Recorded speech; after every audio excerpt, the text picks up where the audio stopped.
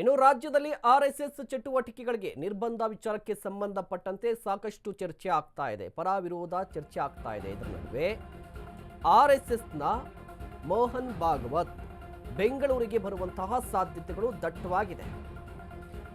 ನಿರ್ಬಂಧದ ನಡುವೆ ಆರ್ಎಸ್ಎಸ್ ಕಾರ್ಯಕ್ರಮಗಳು ನಡೀತಾ ಇದೆ. ನವೆಂಬರ್ ಮೊದಲ ವಾರದಲ್ಲಿ ರಾಜ್ಯಕ್ಕೆ ಮೋಹನ್ ಭಾಗವತ್ ಆಗಮನ ಆಗುತ್ತೆ. ಆರ್ಎಸ್ಎಸ್ನ ಬೌದ್ಧಿಕ್ ನಡೆಯುತ್ತೆ. ಅಂದರೆ ಆರ್ಎಸ್ಎಸ್ನ ಶತಮಾನೋತ್ಸವ ಕಾರ್ಯಕ್ರಮದ ಹಿನ್ನೆಲೆಯಲ್ಲಿ ಭಾಗವತ್ ಅವರು ಬೆಂಗಳೂರಿಗೆ ಬರ್ತಾರಂತೆ. PES ಕಾಲೇಜಿನಲ್ಲಿ ಬೌದ್ಧಿಕ್ ಆಯೋಜನೆ ಮಾಡಲಾಗಿದೆ. ಒಂದು ಕಾರ್ಯಕ್ರಮವನ್ನು ಆಯೋಜನೆ ಮಾಡಲಾಗಿದೆ. ಆ ಕಾರ್ಯಕ್ರಮದಲ್ಲಿ ಮೋಹನ್ ಭಾಗವತ್ ಅವರು ಭಾಗಿಯಾಗ್ತಾರೆ.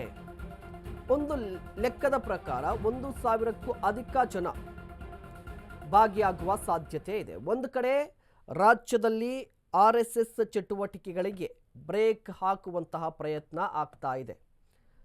ಸರ್ಕಾರಕ್ಕೆ ಸಂಬಂಧಪಟ್ಟಂತಹ ಸ್ಥಳದಲ್ಲಿ ಆರ್ಎಸ್ಎಸ್ ಸೇರಿದಂತೆ ಯಾವುದೇ ಖಾಸಗಿ ಸಂಸ್ಥೆ ಸಂಘಟನೆ ಕಾರ್ಯಕ್ರಮ ಮಾಡಬಾರ್ದು, ಮಾಡೋದಾದರೆ ಪರ್ಮಿಷನನ್ನು ಪಡಿಬೇಕು ಅಂತ ಹೇಳಿ.